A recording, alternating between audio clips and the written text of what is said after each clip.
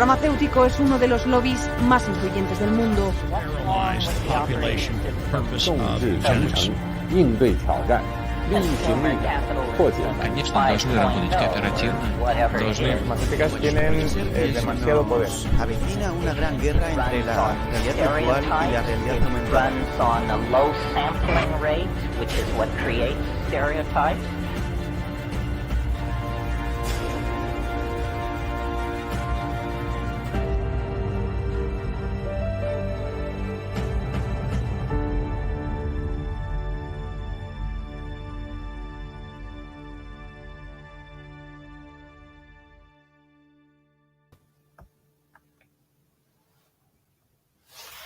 Muy buenas noches, amigos de Asia TV.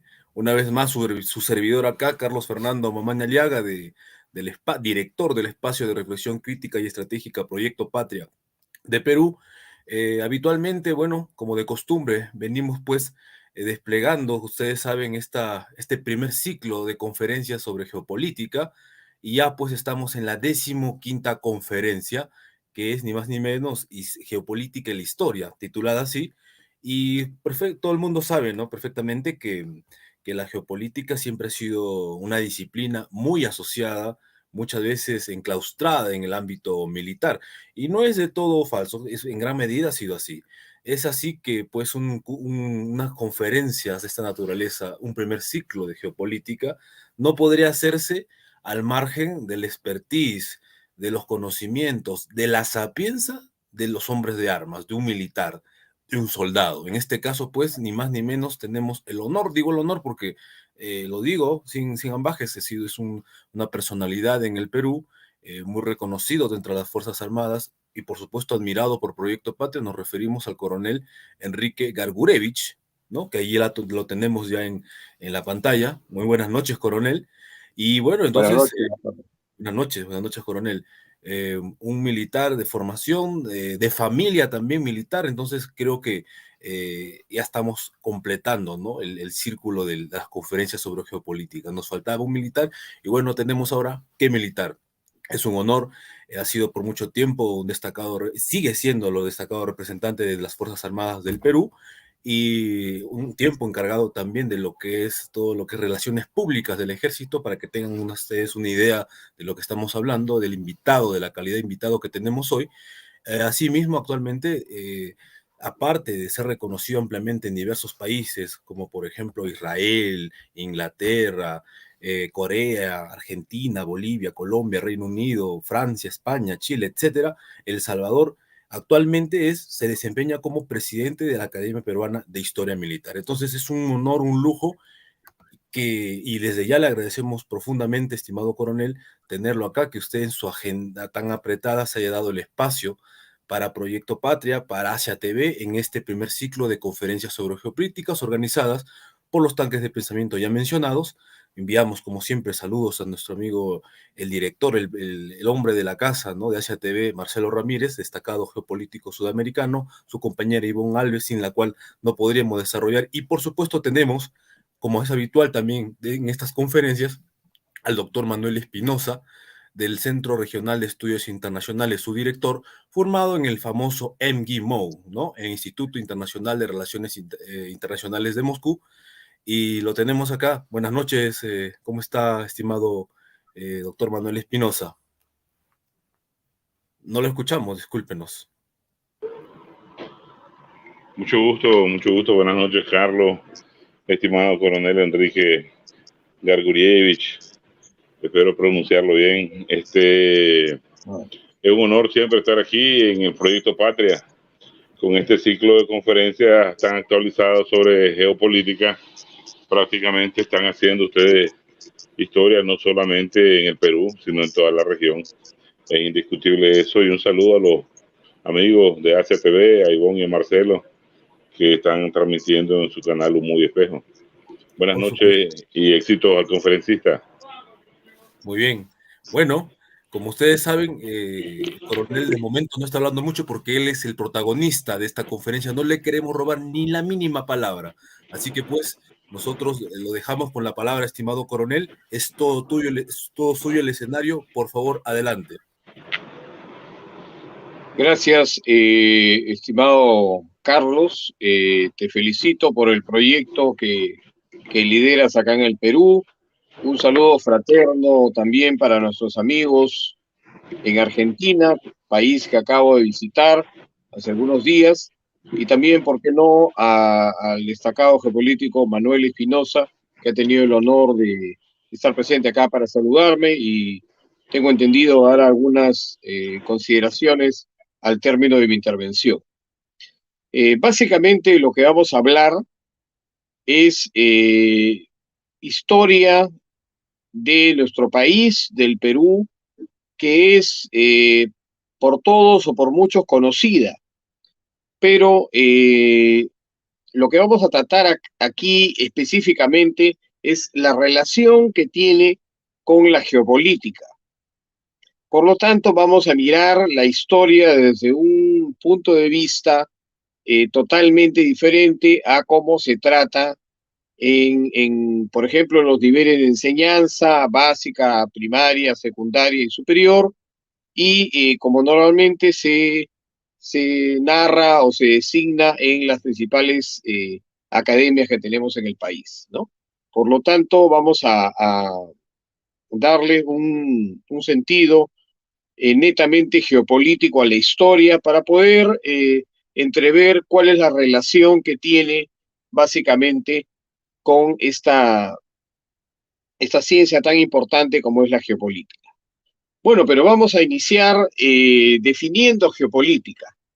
El diccionario de la Real Academia Española nos da una definición muy básica, ¿no? Nos dice en su edición del 2001 que es el estudio de los efectos geográficos sobre la política y las relaciones internacionales. En realidad no nos ayuda mucho al objetivo de la presente conferencia, por lo tanto tuvimos que recurrir a un diccionario de ciencias políticas que siempre llevo conmigo y que me permite dilucidar algunos aspectos un poco más profundos. Este diccionario de ciencia política dice lo siguiente: es el método de estudio de la política exterior. Ahí sí estamos avanzando en algo con la definición. Para entender, ojo, entender, explicar y predecir, ¿no?, que básicamente pues son las funciones de la ciencia, ¿no? Una ciencia siempre tiene que tener esas funciones. El comportamiento político internacional a través de las variables geográficas. Entonces ahí tenemos una definición un poco más completa y en relación con lo que queremos detallar la tarde o noche de hoy. En principio,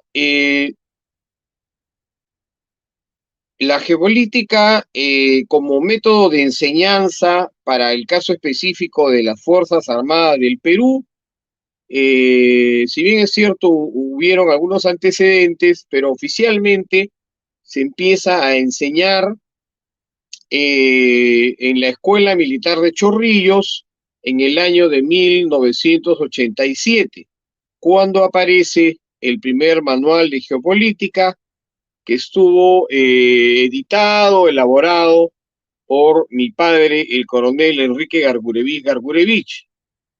Él tuvo a bien investigar una serie de textos de autores hispanoamericanos, básicamente argentinos, brasileros, también algunos de Estados Unidos, y luego de hacer un completo compendio, se saca como parte de la enseñanza ya oficial en las Fuerzas Armadas, en este caso específico del Ejército del Perú, la enseñanza de la geopolítica. ¿Para qué se enseñaba geopolítica a los cadetes futuros oficiales? Para que tuvieran una visión más amplia de los alcances de la geografía militar, de la historia militar, como elementos constitutivos de lo que se denomina la cultura militar. Por lo tanto, detallar términos como el núcleo vital, ¿no? O el hinterland, que eran los que se empleaban en esa época, ¿no? O el área de expansión, conocido como el Harlan, y otros términos que eran necesarios para poder entender cuál era ya el manejo o la ejecución de la geopolítica en la política exterior de un país, pues nos dan algunos alcances muy importantes, ¿no? Esto lo vamos a emplear también en el desarrollo de las diferentes etapas de nuestra historia como nación. Tenemos entonces varias visiones que se dieron a lo largo de nuestra historia, visiones netamente geopolíticas. La primera de ellas se da cuando aproximadamente en el siglo XV el señorío que ocupaba la zona central de lo que actualmente es la región del Cusco, pues empieza un proceso de expansión a través de un principal propulsor que es el Inca Pachacútec, ¿no? A quien podemos considerar que es el primer gran geopolítico peruano. Pachacútec y posteriormente su hijo, ¿no? Tupac Yupanqui, y el hijo de él, Huayna Cápac, desarrollan en 3 etapas una expansión geopolítica de los dominios de este señorío del Cusco a través de agentes protagónicos como fueron el ejército imperial inca y la armada imperial inca. ¿Y a qué me refiero con esto? Que las conquistas no empleaban en primera instancia, y esto es muy revelador porque son las conclusiones de un estudio que yo hice hace algunos años muy importante, ¿no? No empleaban en primera instancia la vía o la acción violenta para desarrollar una conquista. Se empleaban métodos de persuasión que nada tendrían que envidiar a otros gobiernos que emplean geopolítica actual. Entonces, estos métodos de persuasión incluían el análisis geográfico del área que se pensaba anexar, ¿no? Llámese, por ejemplo, el famoso reino Chimú, ¿no? Toda la zona del Imperio Wari, etcétera. Entonces, se estudiaba todos los aspectos geográficos, económicos, políticos de esta comarca que se quería anexar, y luego de eso se enviaban pues agentes, ¿no? Los astutos rumachas que comenzaban a recopilar información. Esta información se transformaba en inteligencia que era empleada, ¿no? Por los totricus, que eran los gobernadores regionales, y ellos informaban al Inca de que si era viable o no proceder a la anexión de tal o cual comarca, ¿no? En el caso de la aceptación o no del gobernante que se encontraba a cargo de esta comarca. Entonces, si esto era favorable, estas operaciones de persuasión que se desarrollaban, se procedía a la anexión, ¿no? Se consolidaba también la parte sanguínea, ¿no? Iban mujeres incas que se casaban con los principales gobernantes de esta comarca, ¿no? Y se respetaba también sus elementos culturales, pero si era necesario también se imponía la religión al dios Inti, o sea, al dios Sol, ¿no? Una serie de calendario de fiestas y las contribuciones que debían dar al ejército imperial inca y al gobierno del Cápac Inca para que pudiera funcionar estas determinadas anexiones, ¿no? Al imperio. Por lo tanto, tenemos una visión geopolítica de expansión. Esa fue la característica de la visión geopolítica que tuvieron los incas en el Imperio Incaico. Tal es el caso que en pocos años, se vale decir, desde 1438, en que sube al poder Pachacútec Inca Yupanqui, y a la llegada de los españoles en 1532, o sea, menos de 100 años, estamos hablando de mucho menos de 100 años, se logra una expansión de casi o más el cuádruple de territorio que tenía el señorío de los incas en el Cusco.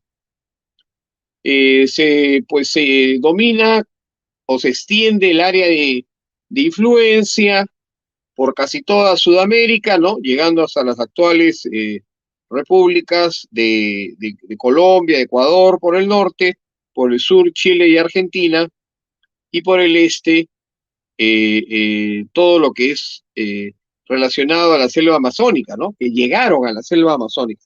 No es que fuera la frontera, sino llegaron a establecer una serie de bases militares y de puntos de abastecimiento. Por lo tanto, entonces tenemos una primera visión que se da de manera, como reitero, netamente expansiva y permite al Imperio Incaico pues colocarse como uno de los imperios más importantes del mundo y el más importante en el continente americano. Por el lado de la Armada Imperial Inca tenemos pues las expediciones que desarrolla el hijo de Pachacútec, ¿no?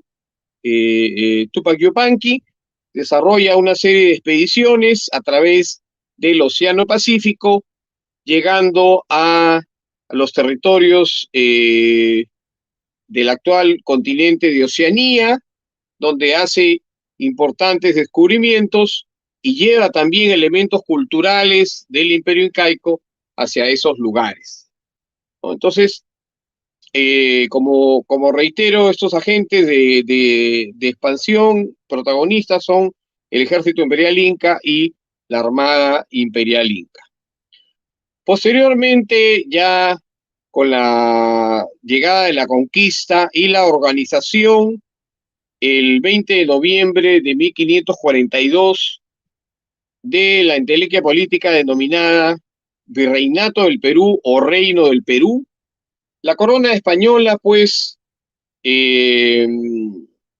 desarrolla una visión geopolítica que tiene su fase más importante en fines del siglo XVIII e inicio del siglo XIX, ¿no?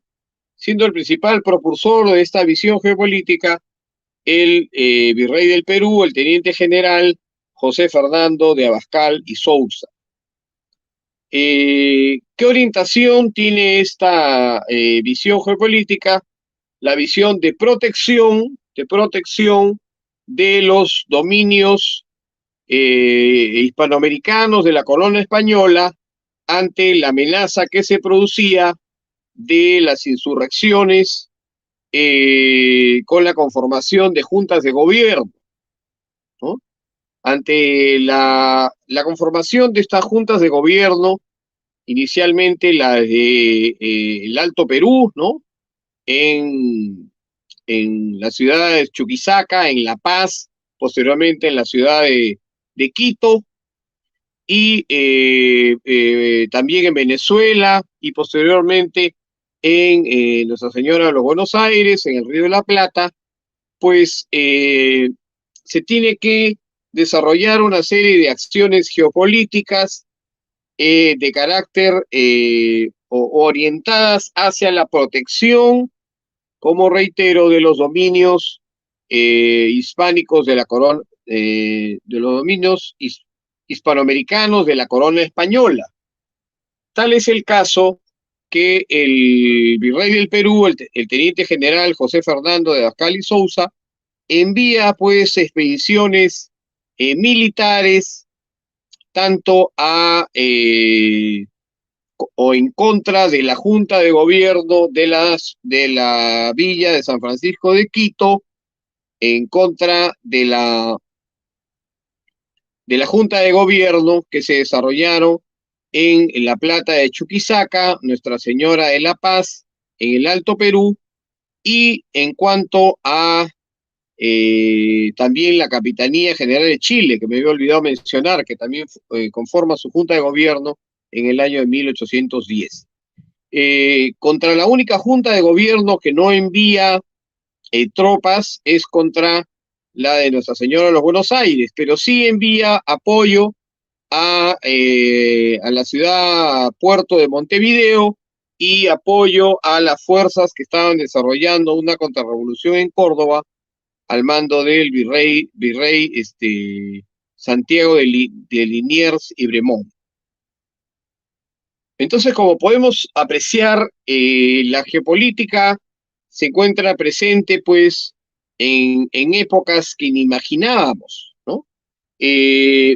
Esta acción que desarrolla el virrey Abascal, pues, tiene resultado en algunos frentes, ¿no? Logra desarticular la Junta de Gobierno de Quito, de la actual República de Ecuador, las del Alto Perú, las de Chile también en una primera instancia, en las expediciones que envía hasta la batalla de Rancagua, que se desarrolla entre el 1 y el 2 de noviembre de 1814, y se cumple el objetivo de preservar o proteger los dominios hispanoamericanos de la corona española. Posteriormente, las otras administraciones, tanto la del virrey del Perú, que lo siguió en el mando, el teniente general Joaquín de la Pezuela y Sánchez de Aragón, y del virrey José de la Serna y Martínez, pues ellos, al carecer de una visión geopolítica como la que había tenido el virrey Abascal, pues es que se producen estas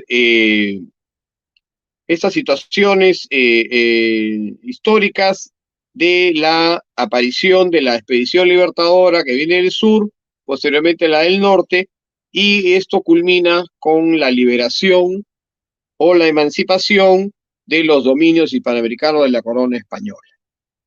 Entonces estamos observando que cuando se tiene una visión geopolítica clara, pues se puede llegar al cumplimiento de los objetivos porque se potencia la presencia de agentes propulsores, protagonistas.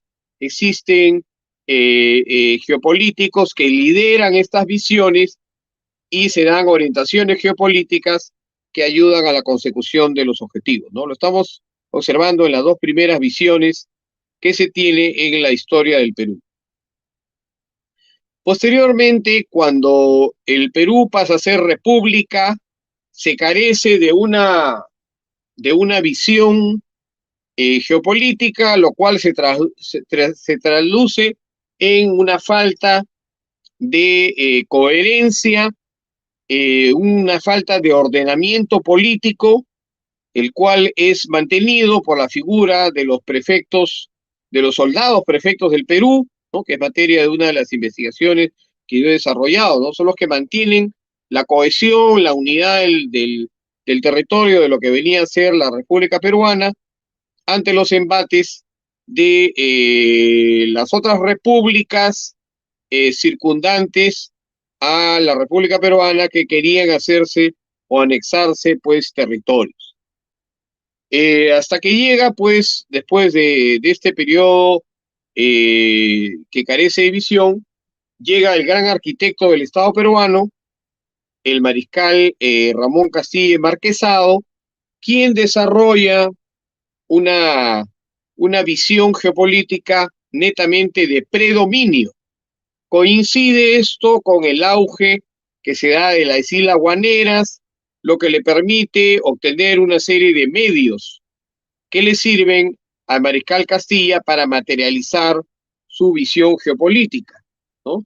Esto se da a través del Ejército del Perú, la Armada Nacional y, como indico, es una visión geopolítica netamente de predominio, ¿no?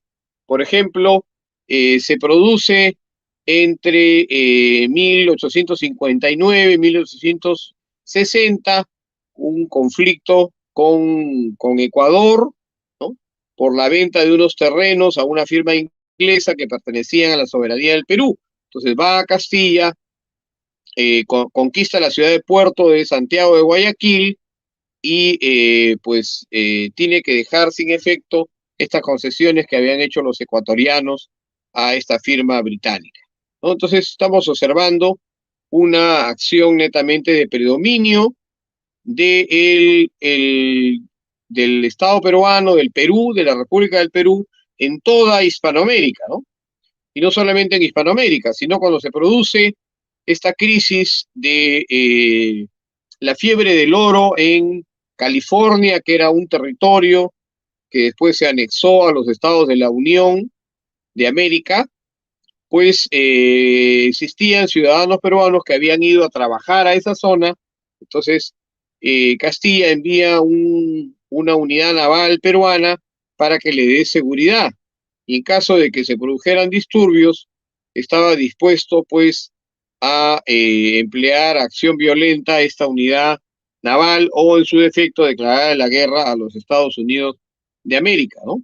Que como todos sabemos, por esas épocas estaba en los antecedentes a lo que después fue la guerra civil o la guerra de secesión. Entonces tenemos en esta política de predominio una serie de adquisiciones para la defensa nacional, la reorganización del ejército, la aparición de un antecedente de la academia militar, y el Perú se coloca como una potencia no solamente primordial en Hispanoamérica, sino en todo el continente americano y en muchas partes del mundo, ¿no? Recordemos que la fragata Amazonas da una vuelta al mundo, ¿no? Que era en esa época un acto muy importante de predominio. Luego de esto pasamos a los finales del siglo XIX, donde se desarrolla la infausta guerra contra Chile, y podemos observar que existe esta constante, ¿no? Ante una pérdida total de la visión geopolítica desarrollada por los gobiernos que sucedieron a Castilla, no se renueva el material propio de la defensa nacional, ¿no? Y esta conflagración, este conflicto nos encuentra pues con material obsoleto y tenemos que sufrir las consecuencias de las malas decisiones que toman los políticos y la falta de visión geopolítica, sobre todo, que lleva a nuestro país al desastre. Ya a inicios del siglo XX, con la llegada de la misión militar francesa, se retoma esta visión geopolítica y que tiene como máximo exponente al general Edgardo Mercado Jarrín, ¿no? El máximo geopolítico que ha tenido el Perú, uno de los más importantes de América y del mundo, ¿no? El general Mercado Jarrín siempre visualizó que a través de la geopolítica el Estado peruano podía preservar no solamente sus territorios, la influencia que siempre tuvo a lo largo de la historia en el continente americano, sino que también podía lograr sus metas y objetivos en cuanto a la otra dimensión del quehacer humano, que es el desarrollo nacional, ¿no? Entonces, potenciando la defensa nacional, pensaba acertadamente Mercado Jarrín que se podía equilibrar la situación de bienestar en el Perú. Entonces, esta visión ya no es de expansión, de protección y de predominio, sino netamente de adaptación, ¿no? Tiene que adaptarse a los tiempos que estaba viviendo nuestro país como república. Ya se se habían perdido muchos territorios, ¿no? Aproximadamente 300.000 kilómetros cuadrados, ¿no? Como anota el siempre acertado doctor Castro Arenas, ¿no? 300.000 kilómetros son, para que se den una idea ustedes, sumando los territorios de Italia, Francia y Alemania juntos, ¿no? O sea, perdimos una buena cantidad de territorio de nuestro paso de virreinato a república por la falta de visión geopolítica que se tuvo en algunas épocas de nuestra historia. Por lo tanto, ya para finalizar, podemos concluir que la geopolítica es de suma importancia para que el país, un país tan importante como es el Perú, que ha sido centro de culturas milenarias, ¿no? Los estudios indican que Caral tiene 5.000 años antes de Cristo, ¿no? Es la segunda cultura más antigua del mundo después de Mesopotamia, ¿no? Yo estoy convencido que debe ser la primera, ¿no? Seguramente se descubrirá en estudios posteriores. Entonces, teniendo todos esos antecedentes, teniendo culturas milenarias, teniendo un imperio tan importante como fue el imperio incaico, teniendo una inteligencia política de tanta predominancia, de tanta importancia como fue el virreinato del Perú, ¿no? La pregunta es, ¿qué pasó? ¿Qué pasó cuando pasamos a ser república independiente? Perdimos territorios, se desarticuló el ordenamiento político del país, ¿no? En cuanto a población, a territorio y a acción del gobierno, y definitivamente que hasta el momento el Perú no logra alcanzar los objetivos propuestos en cuanto al bienestar, en cuanto al progreso de sus habitantes, ¿no? Y mucho peor ahora con la crisis que estamos viviendo, pues definitivamente mucha gente busca respuestas, busca una serie de alternativas, ¿no? Que pueden estar muy bien materializadas en la geopolítica. Me parece que es importante reflexionar esto después de 202 años de vida independiente, ¿no?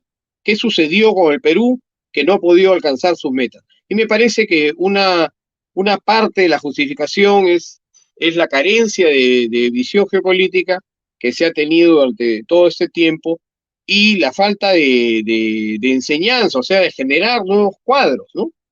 Aunque ustedes no lo crean posible, cuando fallece el general Edgardo Mercado Jarrín, el Instituto de Estudios Geopolíticos del Perú deja de funcionar a los pocos años. Entonces, fíjense ustedes qué lamentable que haya sucedido esto. O sea, no se formaron los cuadros futuros que podían ejecutar todas las lecciones de este gran maestro como fue el general Edgardo Mercado Jarrín. Entonces, estamos hablando de aspectos concretos, estamos hablando de procesos históricos que tienen amplia y profunda relación con la geopolítica y quizás ahí esté la respuesta a una parte importante de nuestros problemas como nación, ¿no? Eso sería lo más importante que hay que resaltar y estoy a la orden de lo que ustedes puedan indicar para desarrollar otro tema en otra oportunidad, agradeciendo siempre la invitación que me hace el Proyecto Patria. Muchas gracias. Muchas gracias a usted, estimado coronel Ergurevich. Es un honor haberlo tenido acá. Esperamos que no sea, bueno, es la última vez. Seguramente habrá próximas convocatorias y esperamos que con la misma complacencia vuelva a aceptar nuestra invitación. Muchas gracias desde ya de todo el equipo de Proyecto Patria, de Asia TV y de todos los amigos de Hispanoamérica, de habla hispana que nos están escuchando. Bueno, me gustaría que también den la palabra al doctor Manuel Espinosa. Sigue por allí, por favor, Iván. Y de momento yo quisiera preguntarle algo que yo siempre, ¿no?, he pensado preguntárselo y qué bueno hacerlo en público. ¿Qué ha pasado con los 200 años de República? Usted bien ha mencionado que los incas, no existía el término, obviamente, como en muchas sociedades, geopolítica, pero ya hacían geopolítica, ¿no? Lograron hacer el Tahuantinsuyo, que es una vasta extensión territorial en nuestra Sudamérica, Luego de eso, ¿no? Se superpone lo que es el virreinato del Perú, que también tuvo una visión bastante geopolítica. Prácticamente medio Sudamérica era parte del virreinato del Perú, del reino del Perú. Pero desde la independencia, desde 1821, ¿qué ha pasado? Hemos perdido todo, prácticamente el Perú es el país que ha perdido más territorios. Nos preguntamos desde el Proyecto Patria, ¿qué ha pasado con las élites liberales que asumen el poder tras la independencia, ¿no? De los militares y todos los demás, que a la fecha se ha descuidado totalmente? Pareciera que tanto el incanato como el virreinato tenían más visión geopolítica respecto a la república, y esto contrasta, quiero hacer un matiz con el tema del Brasil, ¿no? Brasil nunca, o por lo menos fue imperio, ¿no? Se trasladó su corte, Pedro I, todo un tema, y no perdió territorios. Por el contrario, Brasil ha ido avanzando. Una vez lo dijimos en proyecto aquí en estas conferencias, el país que más nos tiene territorios, y no por guerras, es Brasil, porque fueron tratados básicamente. Como que si a las élites liberales peruanas no les era muy factible el manejo o el control, como no le importaba el control de los territorios. Es una impresión que tenemos acá desde el Proyecto Patria. ¿Qué nos puede decir al respecto, estimado coronel Garurevich? Claro,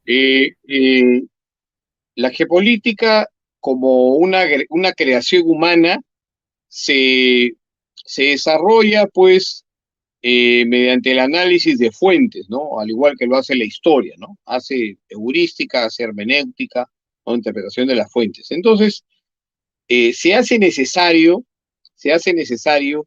que se cree una conciencia de lo que es una visión geopolítica, que lamentablemente no la tenemos en el Perú.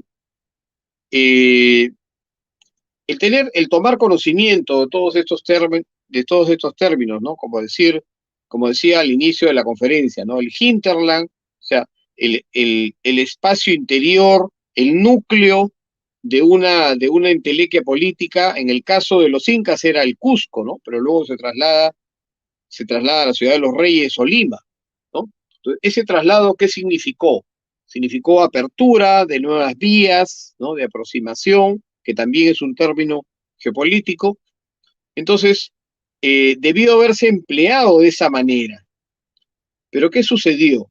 Que se dejaron de lado los aspectos que podían representar una ganancia para el Perú, y si no una expansión, ¿no? Porque nunca hemos sido un país que ha deseado expandirse, quitándole territorios a nuestros vecinos, pero por lo menos de preservación de lo que ya teníamos de acuerdo a los principios jurídicos, ¿no? El utis possidetis y la libre determinación de los pueblos.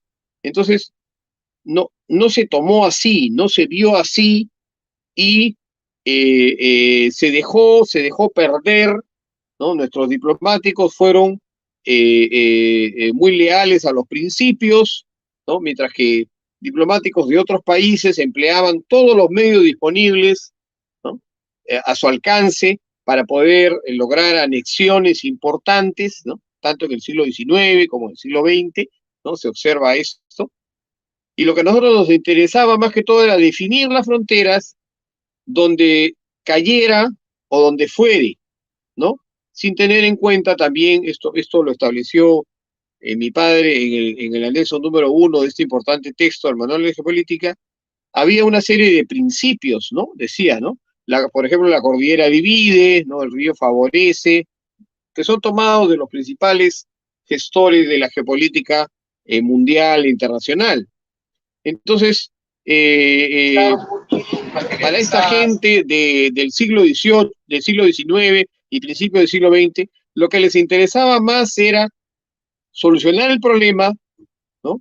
Fijar el límite donde cayera, no importa que perdiéramos nosotros ingentes cantidades de territorio, ¿no? Y por poner un ejemplo, ¿no? La frontera con Colombia se fijó en el curso del río Putumayo, ¿no? Teniendo otro río, que era el río Caquetá, y eso nos hizo perder pues cientos de kilómetros cuadrados, ¿no? Entonces, estas demostraciones de una carente visión geopolítica son las que nos han hecho, pues, padecer tantos y tantos errores, ¿no? Muchas veces, y esto lo digo ya como militar, no como geopolítico, muchas veces se ganaba las acciones en el campo de batalla y se perdía diplomáticamente, ¿no? Eso sucedió, por ejemplo, en el conflicto con Colombia en 1932-33, ¿no?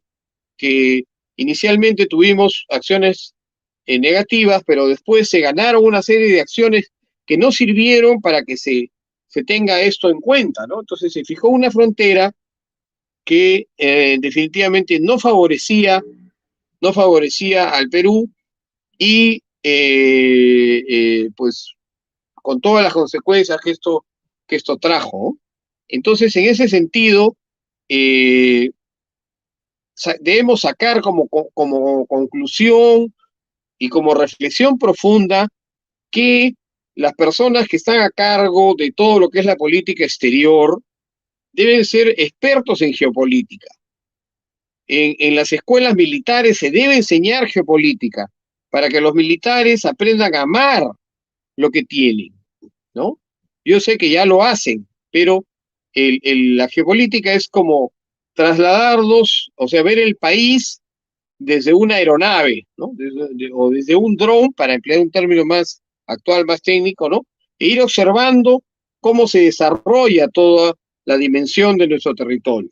Entonces, si nosotros siempre miramos de esta forma el territorio, podemos entenderlo, ¿no? A través de la geografía y otras ciencias auxiliares.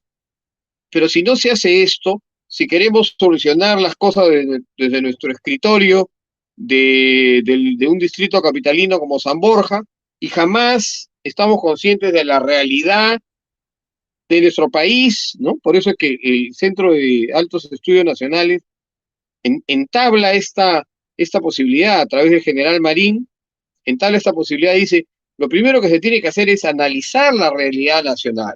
La realidad nacional nos va a dar las bases, nos va a dar la esencia y el derrotero que tiene que seguir la política nacional.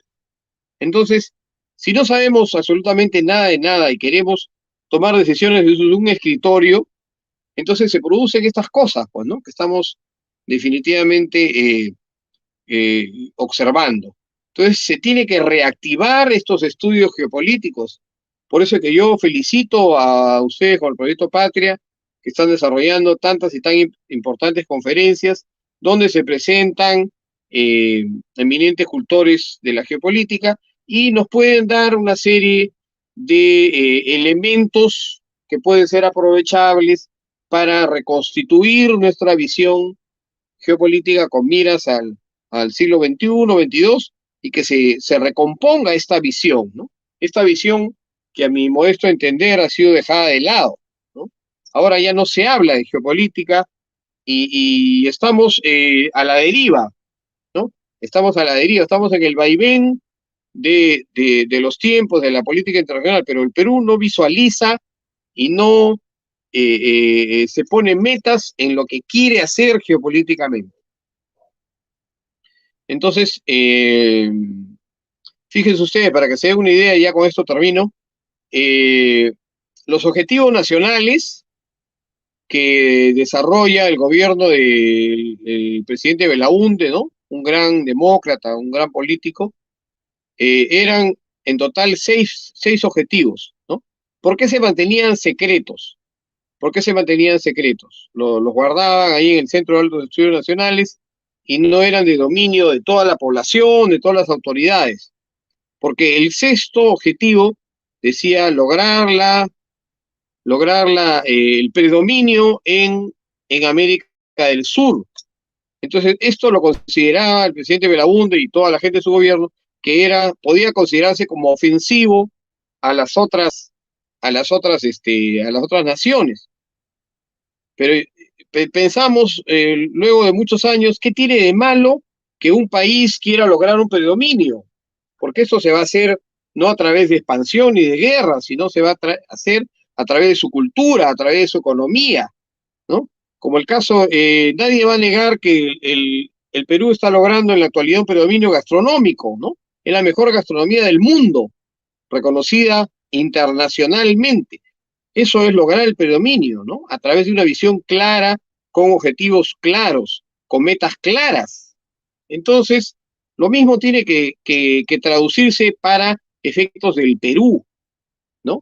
Entonces, fíjense ustedes cuánto daño hizo esos objetivos supuestamente secretos que no se difundían y no permitieron clarificar tampoco la acción de las autoridades locales, regionales, ¿no? Que recién se estaba dando este proceso de descentralización, posteriormente con el gobierno de Alan García, ¿no? Pero no se tenía claros cuáles eran los objetivos del país, ¿no? Mientras que Chile decía, ¿no? Nosotros somos un país que somos oceánico, antártico, continental, insular, y así debe ser siempre. Nosotros estábamos totalmente a la deriva. Entonces, eso se tiene que modificar, se tiene que replantear la visión geopolítica de tal manera que se puedan cumplir los objetivos, ¿no? Muchas gracias. Muchas gracias a usted, coronel, por tan sucinta respuesta, explicación de todo nuestro devenir desbrujulado, sin brújula que hemos tenido en la vida republicana y que lamentablemente continuamos con las graves consecuencias que esto implica en un contexto de profundos e irreversibles cambios en el sistema mundo, la emergencia de un orden ya no unipolar, mejor dicho, declinando un orden unipolar y implementándose, desarrollándose la emergencia de un orden multipolar con varias potencias, no solamente una, que también van a exigir su parte de la torta. En ese contexto, el Perú, con tantos recursos, igual que la región, es un peligro no pensarse geopolíticamente. Bueno, damos la palabra al doctor Manuel Espinosa, del Centro Regional de Estudios Internacionales, su director formado en el famoso ENGIMO, Instituto Estatal de Relaciones Internacionales de Moscú. Adelante, doctor Espinosa. Bien, muchas gracias, Carlos. Felicito al coronel Enrique Gargurievich por tan excelente conferencia, ¿verdad? Magistral, y plenamente coincido con cada uno de los puntos que él ha desarrollado al abordar el tema conceptual sobre la geopolítica, la relación que tiene la geopolítica con la política exterior, ¿verdad? Y como instrumento especial para entender la conducta de los estados dentro del sistema internacional. Y coincido plenamente que los funcionarios o no funcionarios que participan en el proceso de la política exterior, sobre todo en el proceso de decisión, deben de armarse con el conocimiento geopolítico de una rama estratégica, ¿verdad? Y no se puede completamente obviar. Y coincido plenamente también de que ha habido una gran ausencia en el ámbito académico en la formación de esta disciplina tan importante para generar una visión nacional y una comprensión real de la realidad internacional. Como bien decías, Carlos, el orden mundial está sufriendo un traslape colosal, se está modificando de ese orden unipolar, nos dirigimos a un multipolar a pasos rápidos, y sobre todo a partir del 24 de febrero de este año. Y me llama la atención, ¿verdad?, que el coronel Enrique Gargurievich menciona dos cosas sobre las metas, y quería preguntarle cuáles podrían ser las metas geopolíticas del Perú en el marco del cambio del orden internacional actual. Y si puede, por favor, ampliar un tanto en qué se basa el predominio gastronómico global que tiene Perú actualmente. Muchas gracias. Muy bien. El Perú es un país que por su ubicación se encuentra pues prácticamente en el centro del mundo, ¿no? Si hacemos un planiferio y trazamos dos diagonales, ¿no? Que toman todos los continentes. Prácticamente el Perú está en la parte central. Esta ubicación geográfica que tiene el Perú, este posicionamiento central, es benéfico por muchas cosas, ¿no? Da esa posición que se puedan desarrollar una serie de eventos, ¿no? Porque todos tendrían que viajar menos para acudir acá al Perú y poder conversar, ¿no? Desarrollar sus ideas y tomar importantes acuerdos, en primer lugar, ¿no? En segundo lugar, es un país que tiene una serie de microclimas, tiene una serie de ventajas que no lo tienen muchos países del mundo, ¿no? Entonces, en cuanto a condiciones de flora, fauna, condiciones climáticas, ¿no? Que lo hacen de por sí importante. Y esto se da porque las regiones naturales que tiene, que son el mar peruano, costa, sierra, selva, ¿no? Se desarrollan de esa manera, ¿no? Entonces le da una gran variedad. Por lo tanto, el Perú, por esa posición que ocupa, pues si desea ser una potencia mundial, si deseas tener ese predominio que da considerarse una potencia mundial, y sus habitantes lo creen así, así será, ¿no? Pero ¿por qué no se ha dado? No se ha dado esta situación porque simplemente nosotros los peruanos, desde que somos independientes, dejamos de creer en el Perú. Y muchas veces hemos antepuesto nuestros intereses personales a los intereses del Perú. Esa es, en resumen, la situación que nos engloba. Entonces, ¿cuál es la solución que tiene el Perú para llegar a estar donde debe estar, ¿no? En primer lugar, la educación, ¿no? Tenemos que cambiar esa manera de pensar en niños y jóvenes, ¿no? De que se deben anteponer los intereses personales a los intereses del país. Tenemos que cambiar esa percepción, ¿no? Y con nuestro carácter, pues, netamente hispanoamericano, ¿no? De tratar de sacar la vuelta a todas las leyes que están establecidas, ¿no? Y pongo un ejemplo. En algunos países de Europa, ¿no? Cuando uno entra al subterráneo, están algunos lugares de ingreso que son gratis, ¿no? Entonces, ¿para qué es eso? Para que si alguien se olvidó ese día del pasaje, ¿no? O tiene una emergencia, puede acceder al subterráneo y desplazarse sin pagar, ¿no? Sin pagar el pasaje o colocar, pues, la tarjeta en el señalador. Entonces preguntaba este hispanoamericano que va de visita a ese país, ¿no? Le dice, ¿por qué en esa entrada no se paga nada? Entonces le explican esto que acabo de explicar, ¿no? Entonces le dice, entonces, pues todo el mundo pues viajaría gratis, ¿no? Entraría por ahí, ¿no? Entonces las personas que escucharon eso, le dijeron, pero ¿cómo se le ocurre, no? ¿Cómo se le ocurre, señor? Le dijo, eso solamente es para el que tiene una necesidad, para el que tiene una emergencia, ¿no? El resto, cuando vamos a ingresar al subterráneo, pagamos lo que debemos pagar, ¿no? Entonces imagínense cuál es la mentalidad que nosotros tenemos siempre de lo fácil, de lo acomodaticio, del menor esfuerzo, ¿no? Conseguir algo sin el menor esfuerzo. Eso tiene que cambiar, esa mentalidad tiene que cambiar, ¿no? Y empezar por nuestros niños y jóvenes. Eso en primer lugar. En segundo lugar, ¿por qué nuestra gastronomía se ha desarrollado como la mejor del mundo? Y esto me lo explicaron cuando fui a Francia, ¿no? La gastronomía francesa, que tuvo predominio durante muchos siglos en el mundo, se dedicó más que todo al aspecto visual, ¿no? Era el aspecto visual el que mandaba, o sea, comprometer al sentido de la vista, y en un segundo término, el sentido del gusto. Pero eso no sucedía con la gastronomía peruana, ¿no? Porque la gastronomía peruana hacía trabajar los 5 sentidos, ¿no? Desde el momento que uno entra a un local donde se está haciendo la comida peruana, uno ya está escuchando, ¿no? cómo se van colocando los ingredientes, se van cocinando, ¿no? Es una escucha, ¿no? Uno escucha eso y es agradable, ¿no? Luego tienes que vas a comenzar a oler, ¿no? Lo que se está cocinando, ¿no? Lo hueles y te es agradable, ¿no?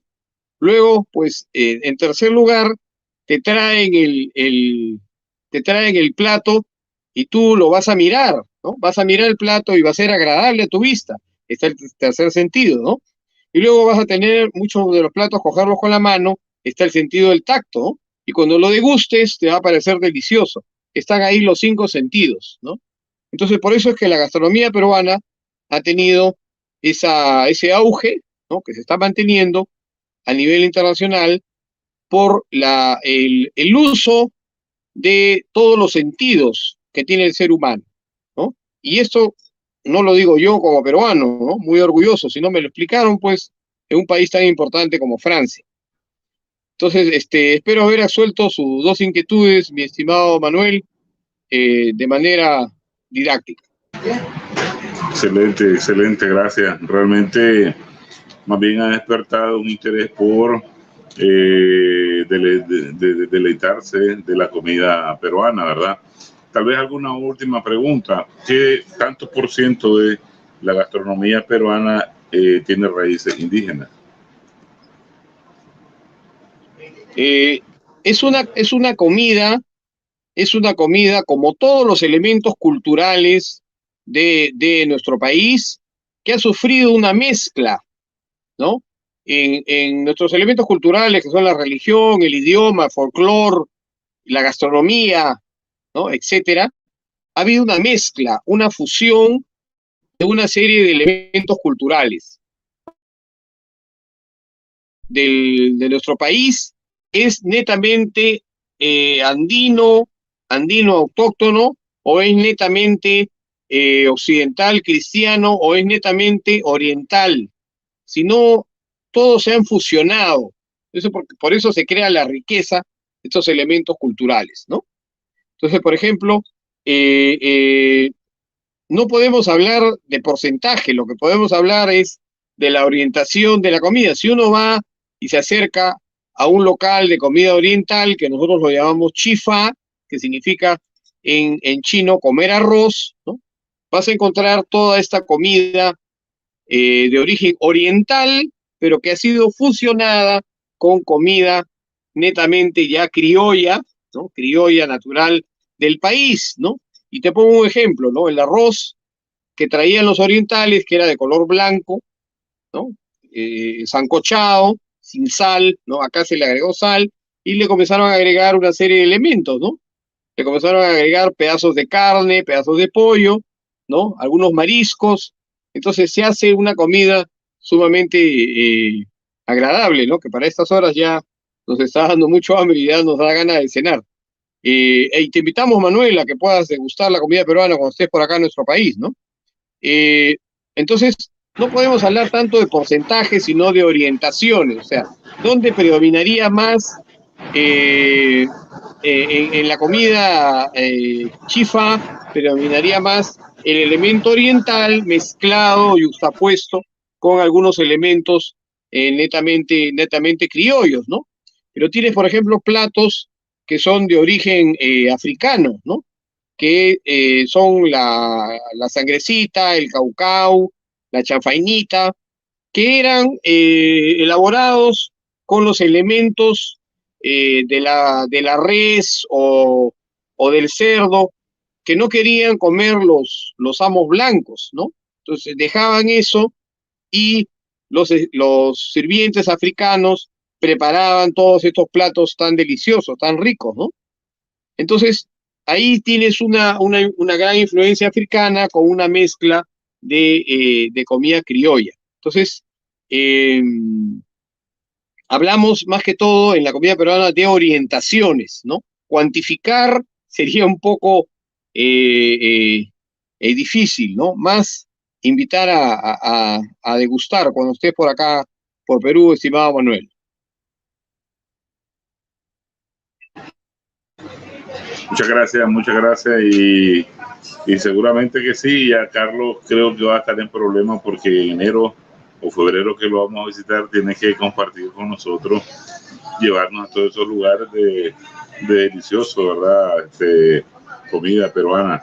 Muchas gracias por la respuesta, claro que sí, por ahí vamos a llegar. Los esperamos, Manuel.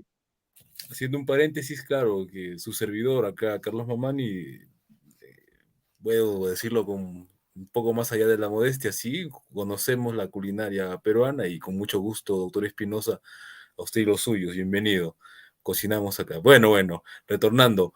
En efecto, hemos escuchado una conferencia magistral, ¿no?, sobre el transcurrir histórico del pensamiento geopolítico en el Perú, que como bien escucharon, pues el padre, ¿no?, del coronel Gargurevich, ¿no?, Enrique Gargurevich padre, fue uno de los primeros introductores dentro del ejército del pensamiento geopolítico. Es de verdad un honor tenerlo acá a usted como su descendiente y en sí mismo como su, podríamos decirlo, un buen hijo, ¿no?, al respecto, ¿no?, que ha ido desarrollando y nunca descuidando este tema tan cardinal que lamentablemente nos ha sumido, tal vez, como usted bien dice, en parte, no sé todo, pero en parte, y creo una parte gravitante, el no manejar, ¿no?, un marco, un pensamiento geopolítico propio, el no haber seguido las enseñanzas de Mercado Jarrín, que comparto plenamente, tal vez es uno de los más grandes geopolíticos de América, ¿no?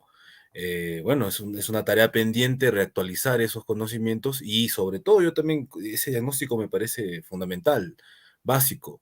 Es un tema de educación nacional, ¿no? Yo soy sociólogo, ustedes saben, y me dedico habitualmente a la docencia preuniversitaria, en colegios, en academias, y siempre trato de inculcar eso a mis alumnos, ¿no? Decirles justamente que la geografía o los cursitos estos no son para decir, bueno, qué bonito el Amazonas, qué bonito la cordillera, no, es para tomar posición estratégica respecto a lo que tenemos.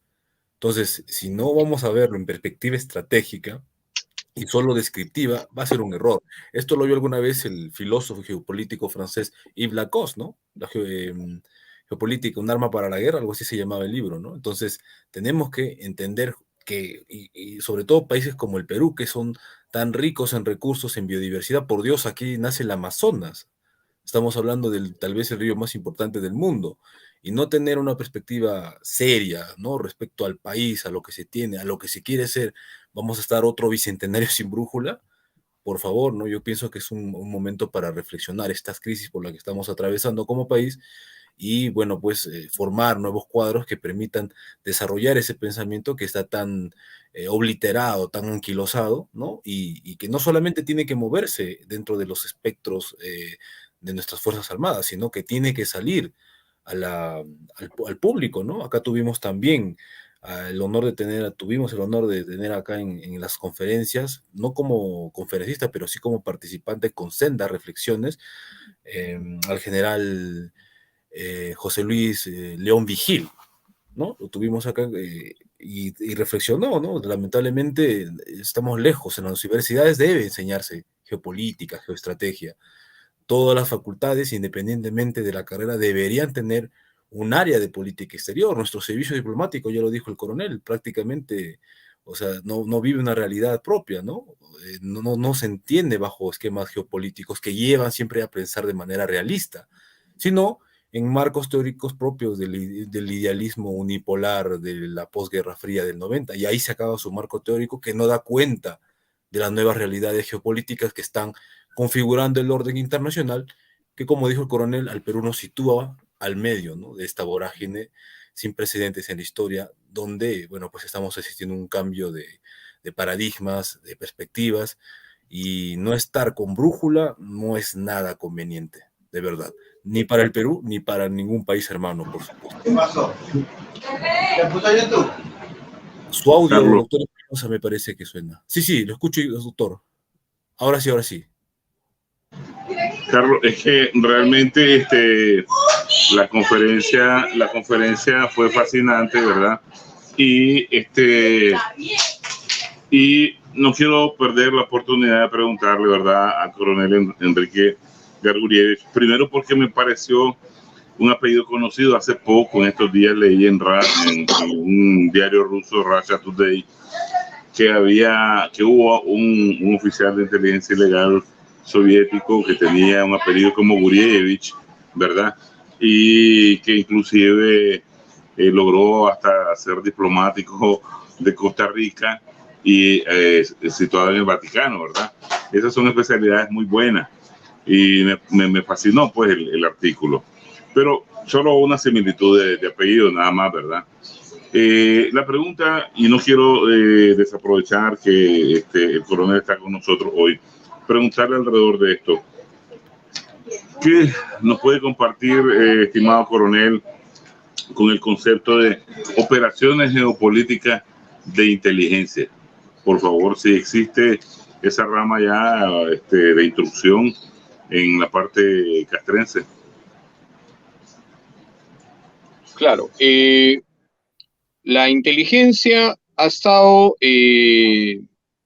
o las operaciones de inteligencia han estado presentes, pues en toda nuestra historia, ¿no? Así como ha habido una visión geopolítica desde el Imperio Incaico, ¿no? Existían operaciones de persuasión, que son las actuales operaciones de información, ¿no?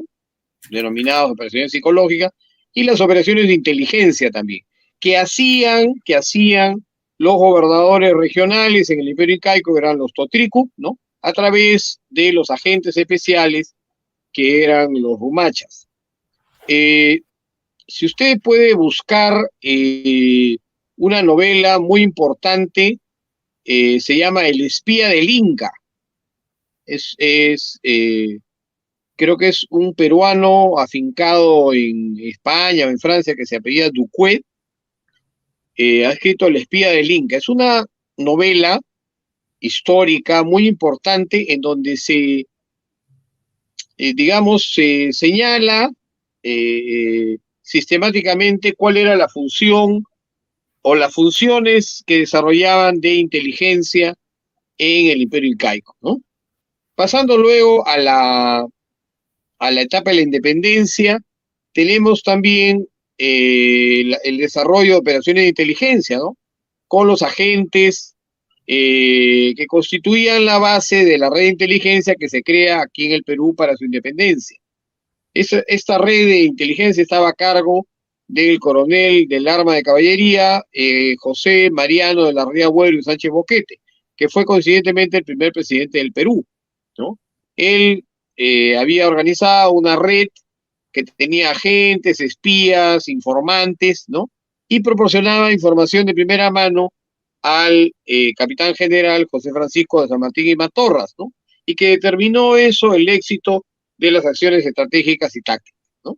Eso ya sería materia de otra conferencia, para no alargar demasiado mi respuesta. Entonces, luego, a lo largo de la época republicana, se ve este reforzamiento y esta utilidad de las operaciones de inteligencia para prevenir, pues, acciones en contra de la soberanía nacional que puedan desarrollar otros países limítrofes, o de lo contrario, en contra de la soberanía nacional en el régimen interior que puedan desarrollar grupos subversivos, ¿no? Entonces, ahí se ve también el accionar, ya dentro del contexto histórico del siglo XX, de las operaciones de inteligencia. Entonces, estas operaciones han tenido gran influencia en las decisiones estratégicas y tácticas que se han tomado a lo largo de la historia, ¿no? Pero no podría determinar una geopolítica, o mejor dicho, no podía determinar operaciones de inteligencia en geopolítica, ¿no? Porque geopolítica es un término más amplio que se da a través de una visión que marca el qué se debe hacer, y la operativización a través de la geoestrategia que marca o determina el cómo se debe hacer, ¿no? Cómo debe llegar ese país a sus objetivos. Entonces, ahí tiene amplia relación las operaciones de inteligencia, así como también las operaciones de información, operaciones psicológicas. Pero que yo tenga registro de que se hayan desarrollado a ese nivel, no lo podría afirmar ni negar, ¿no? Pero con toda seguridad que en los más altos niveles de toma de decisiones a lo largo de la historia republicana se ha manejado ese término, ¿no? Lo que sucede es que por lo reservado del carácter que tienen las operaciones de inteligencia y al yo no ser especialista en ello, porque mi campo son las operaciones de persuasión, la historia, la geopolítica, geoestrategia, ¿no? Pero no he sido especialista en inteligencia, no podría afirmar de que tenga una relación directa, por lo menos en el Perú, ¿no? Eso sería lo que yo le puedo adelantar, ¿no? Mayores estudios los podría investigar y tenerle una respuesta prontamente cuando ustedes vengan acá al Perú, ¿no? Para que pueda usted tener más elementos de juicio. Muchas gracias por su respuesta, muy amable, excelente, le agradezco. Muy bien, bueno, vamos cerrando ya pues esta 15ª conferencia magistral del primer ciclo de conferencias sobre geopolítica en la historia universitaria del Perú, llamado, ya saben, Mirando la geopolítica mundial del siglo XXI, ciclo 1. El próximo año vamos a iniciar con el ciclo 2, todavía no sabemos exactamente cuándo, si a inicios de año, de mediados de año, pero por supuesto que va a haber. Y este ciclo todavía no se acaba, quedan unas conferencias más pendientes de amigos de Europa, de amigos de Asia, y bueno, incluso también de Norteamérica, que de Estados Unidos, ¿no? Para que no digan que solamente tenemos afinidad por ciertos países, ¿no? Bueno, entonces, ha sido, repito una vez más, un honor tener acá al coronel Enrique Gargurevich, que dentro de su apretada agenda nos da un espacio para poder conferenciar en este magistral ciclo de conferencias. Espero pues que haya sido de su gusto. Como siempre enviamos, y sobre todo aprender, ¿no? Aprender de un país hermano como es el Perú, nunca está por demás. Hemos tenido acá gente de Chile, gente de Brasil, gente de Colombia, y Nicaragua, con el doctor Espinosa, y qué bueno que haya esa variedad, ¿no? La idea es esa, ¿no? De que en un momento de nuestra historia como hispanoamericanos tengamos una geopolítica propia hispanoamericana, que todavía es una tarea pendiente, que han habido grandes hombres, ¿no? Que han pensado en la unidad de la región, ¿no? Bolívar es uno, Manuel Ugarte otro, Haya de la Torre, ¿no? El primer partido a escala continental de la región, la crea él. No soy aprista, pero lo que es del César al César. Ojalá esa tarea pendiente se empiece a esbozar, ni siquiera a concretar, esbozar otra vez, retomar para poder realizarla. Y eso no se va a lograr si primero dentro de nuestros espacios, nuestros países, empezamos a implementar una perspectiva geopolítica, geoestratégica, incrustada en el ADN de nuestro sistema educativo, una educación nacional propiamente dicho, porque lamentablemente ese es el gran problema. Se supone que, ¿no? Colegio nacional, escuela nacional, universidad nacional, y cuando uno ve los contenidos de nacional prácticamente tiene poco o nada, ¿no? Hay que cambiar eso, que lo nacional realmente sea la sustancia y no un mero calificativo, un mero descriptor simplemente, ¿no? Sino que sea la sustancia de la educación peruana del siglo XXI y por supuesto de todos los países hermanos de la región. Bueno, con ustedes una conferencia más, perdón, de este ciclo de conferencias sobre geopolítica, la número 15. Estamos, por favor, estén atentos a lo que se viene, ya estaremos publicando el flyer de la próxima conferencia. Me despido, pues, del coronel Gargurevich, que aquí lo tenemos todavía, de nuestro amigo ya pues habitual disertante, ¿no? En estas conferencias, el doctor Manuel Espinosa del CREI de Nicaragua. Y con ustedes hasta la próxima, amigos. Sin antes, por supuesto, enviar saludos a nuestro rector, el doctor Berardo Escalante Sumaeta, rector contemporáneo de la Universidad Nacional de Cajamarca, sin cuya venia estos eventos simplemente no serían posibles, ¿no? A nuestros amigos de Asia TV, a su director, Marcelo Ramírez, saludos cordiales, a Ivonne Alves también, por supuesto, que de hecho que van a ver esto como siempre, siempre dando el visto bueno a las conferencias. Bueno, con ustedes, amigos, hasta la próxima. Esto fue una edición más del primer ciclo de conferencias sobre geopolítica. Muchas gracias por su atención. Hasta la próxima. Muchas gracias, doctor coronel Gargurevich. Estamos en contacto. Manuel Espinosa, mucho gusto de tenerlo acá otra vez. Saludos, hasta la próxima, hasta el próximo viernes.